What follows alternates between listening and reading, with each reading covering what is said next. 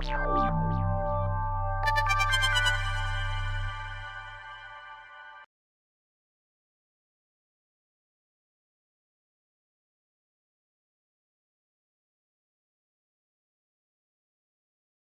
the PSOJ who have invited me here. The members of the private sector in Jamaica, I greet you warmly. I'm just going to spend a couple of minutes talking about what we're doing to facilitate innovation and entrepreneurship. And I'm very happy to come in at where Chris left off. The state of our general economy, the IMF agreement, the challenges that we have with debt. But most importantly, what are we going to do to facilitate growth and development so that we can get ourselves out of the rut that we're in. And there are tremendous opportunities in the ICT sector, a sector which, driven by the technology, has actually eliminated the barriers to entry for all players, wherever you are, whatever size you are, and has actually opened up a lot of opportunities for young entrepreneurs here in Jamaica. We believe there are some distinct opportunities, particularly in the mobile apps market, but there are two main challenges that have faced entrepreneurs generally, and in particular entrepreneurs who operate within the ICT sector. The first main challenge relates to the difficulty in obtaining funding for those ideas. And the DBJ, and I know Edison is here, and he'll probably speak a little bit about that later. The DBJ is well advanced with their venture capital ecosystem project. In fact, I think today and yesterday they're doing training for venture capital and private equity managers. They are putting in place the legal and the regulatory framework. They're actually going to host another conference in September. They're going to establish a fund, and a fund which they will seed with some public funds, but hopefully many of you here in the private sector who have money, whether in banks or elsewhere, will put some of that money in some of those funds. And we want to establish specific funds. There may be a fund for energy. We certainly want to establish one for the tech industry that can support many of the entrepreneurs who have great ideas but who simply can't fund those ideas. The second challenge that we found with these tech entrepreneurs is that in addition to the absence of funding, there is an absence of an environment to support their ideas. There's an absence of the kind of mentorship that can look at these ideas and say, listen, what you're doing doesn't make much sense. Shift and go in this direction. There's an absence of a facility where persons could collaborate. So last year after, and you can pull it up for me, last year after a visit to Startup Chile, we came up with the idea of launching Startup Jamaica. And actually, the website is live as of today, and persons can start to apply as of now. What is Startup Jamaica? Startup Jamaica is an accelerator which will take tech entrepreneurs, and in exchange for seed capital, mentorship support, and being in this physical facility, the entrepreneurs will be required to give up an equity stake in their companies. And we'll put you through a very intense 100-day program where you'll be set very specific milestones. And at the end of the 100-day period, you should have moved significantly from either having a concept or just an idea to where you either have a prototype, a business plan, and it will then put you in a position where you can have a sensible conversation with either a private equity funder or any other angel investor. Now, what we have found with many of our entrepreneurs, and JJ can speak about this later, is that they are enormously talented. They come up with great ideas, but many of these ideas can't pass the test as to whether they can make money, as to whether they are actually solving a particular business need. And that is what we intend to do with Startup Jamaica. So let me tell you where we are with that concept. And I want to indicate and thank the members of the private sector who have partnered with us on this. So at the very outset, Jamaica National provided 2 floors of their building on Duke Street and indicated that we could use those 2 floors as the facilities for the accelerator. And I want to thank them for coming on board very early. Lime, and they are represented here, Lime also came on board very early and said, we will undertake the build out of this physical facility. We'll equip it with the furniture, with the equipment, and we'll provide the internet access.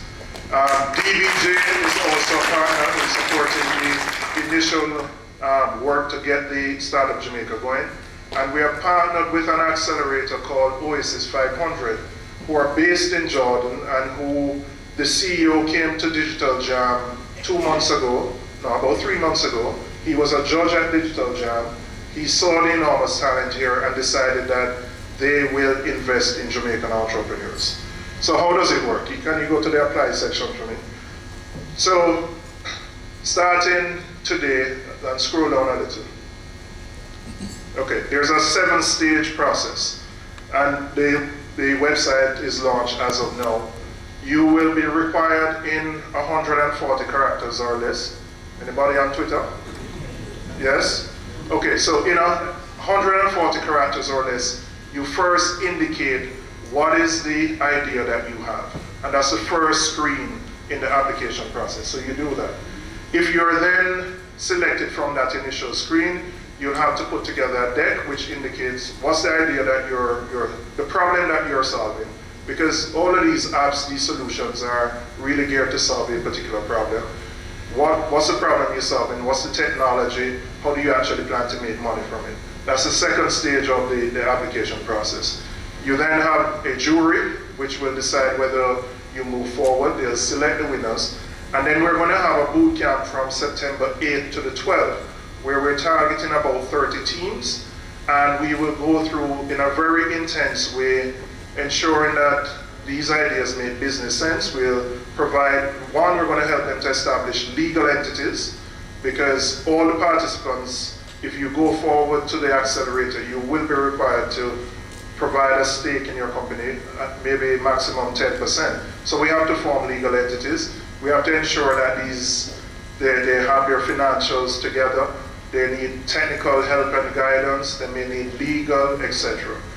After the boot camp, they'll then be invited to do a pitch. And if they're successful, we intend to start with 10 companies in about October, November. What will these companies get? The total contribution is going to be $30,000 US, of which 14,000 represents cash, which will be provided to the entrepreneurs. The 14,000 represents cash because we are insistent that at least one member of each team has to be full-time in what they're doing. You can't grow a global business if you're trying to do it on the side with your day job. So the 14,000 will allow you to spend 100 days or so, and you'll be able to eat and pay your bills for the 14,000. The rest represents being in the physical space, having access to the mentors, the technical experts, etc. And then at the end of the 100 days, these persons will graduate. Now, what is the role that I think the private sector can play here? There may be some tech entrepreneurs here, but more broadly, once those entrepreneurs graduate, they will need access to funding. The initial funding we're doing will only allow them to see themselves through the acceleration period. But what we're hoping is that by the time they come to any of you for funding, they would have had a solid prototype, a business plan, they would have figured out how they're going to make money. And it would give you some confidence, if you are a potential investor, that this is a type of business that I could make a return on. So we started through DigiJam and Angel Investor Network, and I know there are some members who participated in that, and I know today there is going to be a launch with some other persons to build a formal Angel Investor Network. I want to encourage you to view this as a viable investment option. Whether formally through the Angel Investor Network or otherwise, what we are going to do through that process once they're in the accelerator is to invite members of the private sector to hear and see these pitches at two levels. One, we need mentors for many of these youngsters. They are great, they are mainly technical guys, but they've never run a business in their life. They have no clue how to run a business. So they need mentors. Now, what's the advantage if you are a mentor? You get an insight into how that company operates, and it gives you an opportunity to decide whether this is a company that you want to invest in. And the upside is real, and JJ can talk about how much money he has made and why he's retired and here in Jamaica. But the upside is real. I use the Flappy Bird example. How many of you know about Flappy Bird? Right? This guy who, in Vietnam, he was 20 odd, he spent a weekend creating this app. Very similar circumstances to Jamaica. And he launched it, and it's a game. It's just you might call it a little stupid little game. But he was making up to $50,000 a day, US, in advertising revenue from this game, right? I don't know if JJ will tell you how much his company was bought for. But we're dealing with real examples here where the technology allows you to launch on a platform which is global, it's not local. And one of the things we'll do in that accelerator is challenge these entrepreneurs to think beyond the shores of Jamaica or even the Caribbean and ensure that their concepts or ideas have applicability across the spectrum. So we believe it deals with the issue of the initial seed capital, which many of the companies haven't been able to overcome. You'll be provided with the mentorship and support, and also that enabling environment. And we are very deliberate that while the main targets here are Jamaican entrepreneurs, this initiative is going to be open to everybody, in particular the Caribbean and global. And we are deliberate about that because collaboration is one of the main benefits of being in a physical space. And if we're just confined to entrepreneurs within Jamaica, the richness of the experience that can be shared would be lost. So this is going to be open to anybody, anywhere in the world. And we think it will provide a boost for many of our entrepreneurs who have developed good concepts or ideas, but just can't take it to the next level. So I want to challenge you here as private sector leaders to view this as an investment alternative. We think we are, through the accelerator, we are reducing the risk of that potential investment to you, because we would have taken them through a number of stages where when they get to you, they should have a sorted business plan, an idea of how they're going to make money and how you can make a return on your investment. So that's the initiative that is launched as of now. The physical facility will be ready in July. Again, really, I'm grateful to the private sector partners who have come on board, because we wouldn't have been able to do this simply with government funding alone. And it has shown that the private sector partners have seen value in an initiative like this. So log on to the website, there's a lot more detail there. I'll be around to answer questions that you have and to challenge us, because this is how we are going to earn foreign exchange for our country. This is how young entrepreneurs who can't see the light will be able to build applications and solutions that can create for them a platform of economic empowerment. This is how we're going to grow our economy out of the IMF challenges. Thank you very much.